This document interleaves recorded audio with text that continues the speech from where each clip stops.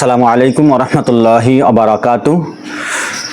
সম্মানিত দেশ এবং প্রবাসের দর্শক শ্রোতা, আশা করি আপনারা অনেক ভালো আছেন। প্রিয় দর্শক, আমি আলহামদুলিল্লাহ অনেক ভালো আছি।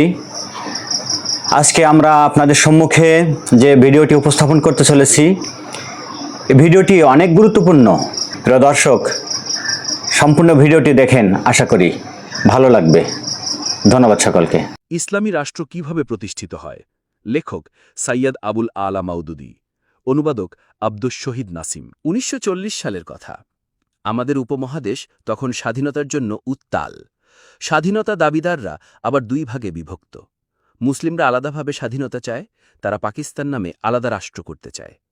এই দাবির পক্ষে রাজনৈতিক শক্তির নাম মুসলিম লীগ। অন্যদিকে হিন্দুরা এক ভারত চায়। এই দাবির পক্ষে রাজনৈতিক শক্তি হল কংগ্রেস। মুসলিমরা গত ৫০ বছরে কংগ্রেসের ভয়ঙ্কর বর্ণবাদী আচরণে নিশ্চিত হয়েছে ভারত ইংরেজদের থেকে স্বাধীন হয়ে কংগ্রেসের হাতে পড়লে পরিস্থিতি আরও ভয়ঙ্কর হবে। মুসলিমরা পাইকারিভাবে নিধনের শিকার হবে। ১৯৪০ সালে মাওলানা মাউদুদী রাষ্ট্রের বিষয়ে তার অবস্থান পরিষ্কার করেন। এটা সে সময়ের কথা, জামাতে ইসলামী তখনও প্রতিষ্ঠিত হয়নি, তবে মাওলানা একজন ইসলামিক স্কলার হিসেবে সারা হিন্দুস্তান জুড়ে খ্যাতি পেয়েছেন। ১২ই সেপ্টেম্বর আলিগড় বিশ্ববিদ্যালয়ের স্ট্রেচি হলে ইতিহাস ও সংস্কৃতি সংসদের উদ্যোগে অনুষ্ঠিত সভায় মাওলানা মৌদুদীকে অতিথি করা হয়।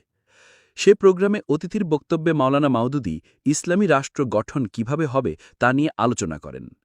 তার এই বক্তব্য আলিগড় বিশ্ববিদ্যালয়ের ছাত্ররা বই আকারে বের করে। বইটির নাম দেয়া হয় ইসলামী হুকুমত কিস তারহা কায়েম হতি হ্যায়। এই বইটি উপমহাদেশে ব্যাপক তোলপাড় করে। এই বইটি বাংলায় অনুবাদ হয় প্রথমে ইসলামী বিপ্লবের পথ এই নামে, পরে সংশোধন করে ইসলামী রাষ্ট্র কিভাবে প্রতিষ্ঠিত হয় এই নামে প্রকাশিত হয়।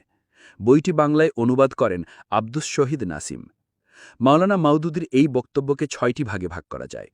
১. রাষ্ট্র ব্যবস্থার স্বাভাবিক বিবর্তন। ২. আদর্শিক রাষ্ট্র। ৩.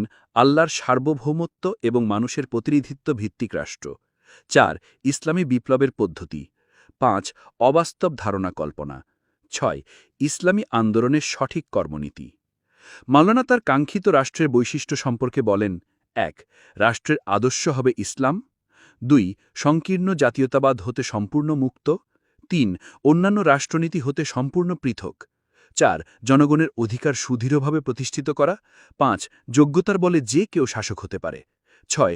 উন্নয়নের প্রচেষ্টা অব্যাহত থাকবে। ৭. সার্বভৌমত্ব হবে আল্লাহর, প্রতিনিধিত্ব হবে জনগণের। এটি একটি দারুণ বই। ইসলামী রাষ্ট্র যারা প্রতিষ্ঠা করতে চান তাদের জন্য এটা টেক্সট বুক। ইসলামী আন্দোলনের কর্মীদের এটা পড়া দরকার। যারা এখনও পড়েননি তারা অবশ্যই পড়বেন। আপনার চিন্তা পরিশুদ্ধ হবে। ইসলাম প্রতিষ্ঠার জন্য যারা চেষ্টা করছেন তাদের অন্তরে যদি চরমপন্থী ধারণা থাকে তবে তা দূর হবে ইনশাআল্লাহ। প্রিয় দর্শক শ্রোতা, আপনারা ভিডিওটি দেখলেন, আশা করি ভিডিওটি ভালো লেগেছে।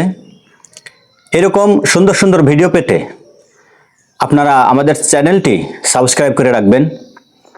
ভালো লাগলে লাইক এবং শেয়ার করবেন। ধন্যবাদ সকলকে।